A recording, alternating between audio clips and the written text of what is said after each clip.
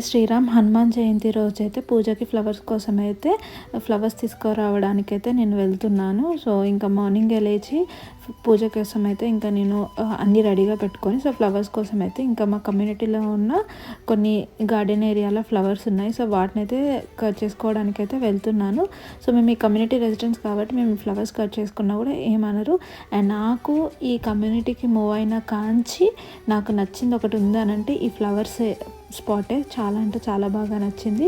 Mostly నేను every time వాల్మార్ట్లోనే తెస్తాను, but ఇది బ్లాసమ్ సీజన్ కాబట్టి మనకు మంచిగా కావాల్సినన్ని ఫ్లవర్స్ ఉన్నాయి. సో నాకైతే కొన్ని ఫ్లవర్స్ని అయితే కట్ చేసుకొని వస్తున్నాను. అండ్ నాకు ఇంకా ఆ రోజు టైం లేదు, లేకపోతే ఇంకా అసలుకి అక్కడనే చాలాసేపు స్పెండ్ చేసేదాన్ని. రోజు ఆఫీస్కి వెళ్తూ వస్తుంటే ఈ గార్డెన్ ఏరియా చూస్తుండే కానీ అంత టైం లేకుంటుండే ఫ్లవర్స్ తీసుకోవడానికి. సో ఇంకా నాకు కావాల్సినన్ని కొన్ని ఫ్లవర్స్ అయితే తీసుకొని వచ్చాను.